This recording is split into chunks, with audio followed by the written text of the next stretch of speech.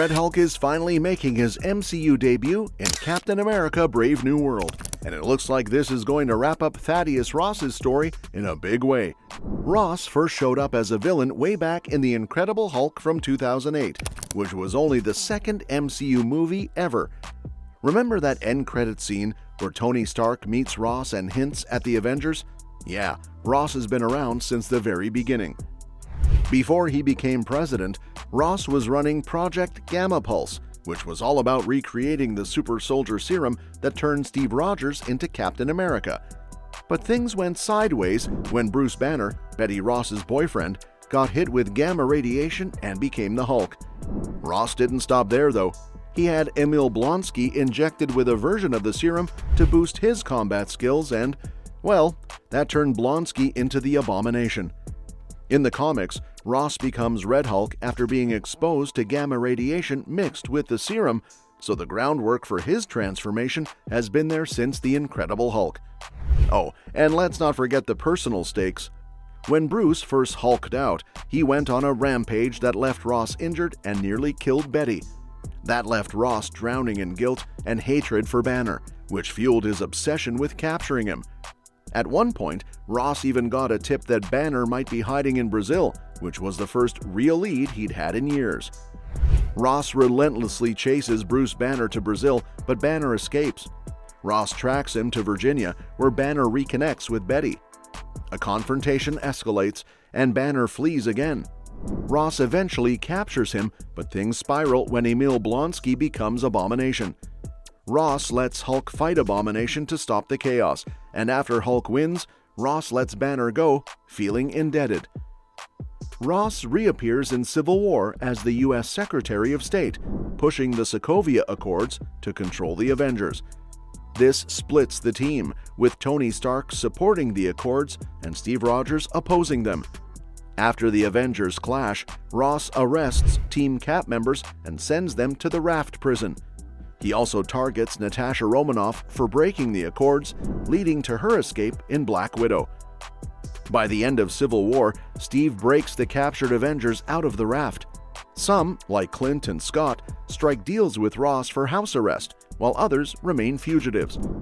The Avengers are fractured, with some under Ross's watch and others doing their own thing. In Avengers Infinity War, Rhodey and Ross have a meeting with the UN about the missing Avengers, and Ross is all about finding them. When Steve, Natasha, Sam, Wanda, and Vision show up at the Avengers facility, Ross can only communicate with Rhodey through a hologram, so he can't arrest them himself. After a quick chat with Steve, who says they're there to help, Ross orders Rhodey to arrest them, but Rhodey refuses. Ross then tries to court-martial Rhodey, but he doesn't seem too upset, clearly happy to see the Avengers defying him to protect Earth from Thanos. After William Hurt's passing, Harrison Ford took over the role of Thaddeus Ross for Captain America: Brave New World. The trailer reveals Ross is now the President of the United States, following the events of Infinity War and Endgame. The last time Ross crossed paths with Captain America, Steve tried to get him to accept their help, but Ross was all about having them arrested. Now, with Steve retired and Sam Wilson as the new Captain America, President Ross seems to want to make the most of this, talking to Sam about making Captain America an official military role for the greater good. But we can probably expect some sinister plans lurking behind his political power. Thaddeus Ross has always been a fascinating antagonist. As an army general with no superpowers, but the unwavering backing of the U.S. military, he earned the nickname Thunderbolt. In his early comic book appearances, he's typically depicted as relentlessly pursuing the Hulk, determined to end the creature's destructive existence. His biggest strengths are his strategic mind and sheer human willpower. Even before Bruce Banner became the Hulk, Ross was already against him, believing the timid scientist had no business working on the gamma radiation project. This animosity is further fueled by Bruce's relationship with Betty Ross, Thaddeus' daughter. It's always been a deeply personal rivalry, one that ultimately leads Ross to make decisions that transform him into the very monster he despises. The Red Hulk first appears in Hulk Volume 2 #1 in 2008, following the World War Hulk storyline. By this point, Bruce Banner is being held in a secret underground facility after his most destructive rampage. While Banner is locked away deep beneath the surface, the Abomination is found dead in Russia. Iron Man, She-Hulk, and Thaddeus Ross are present as Doc Samson goes over the murder scene.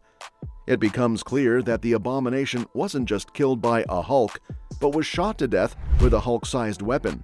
In the second edition, the identity of the Red Hulk remains a mystery, but we do learn about its distinct red color when it attacks Tony Stark's helicarrier, aiming to destroy all of S.H.I.E.L.D.'s Hulk-related files on board.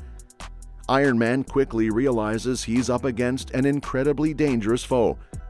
The Red Hulk causes complete chaos, tearing apart Stark's carrier in the process. By the third edition, the Red Hulk faces off with Rick Jones, the new Abomination, in a battle above the facility where Banner is being held. The intensity of their fight causes the ground to split, triggering an earthquake-like event. This causes Banner's containment unit to malfunction, and the Green Hulk is awakened, and we see the big showdown comes at the end of the third edition, Hulk vs. Hulk. It isn't until issue number 22 that the Red Hulk's true identity is revealed. He's Thunderbolt Ross. After being defeated by Red She-Hulk, Betty Ross, Ross confesses that he made a deal with MODOK years earlier to transform into the Red Hulk in his quest to destroy the Hulk. However, this alliance leads to his downfall as he's manipulated by the Intelligencia, a super criminal group using him for their own purposes. Ross's eventual defeat and the reveal of his identity mark the beginning of his redemption. He takes down the Intelligencia and forms an alliance with Banner. Later, we see him taking on missions for Captain America and eventually becoming a member of S.H.I.E.L.D. In the latest Brave New World trailer, we see a major shift in Thaddeus Ross's character arc, with him now serving as the President of the United States. This new position likely ties into America being at war, and Ross's reputation as a decorated war veteran could explain why he was elevated to such a position.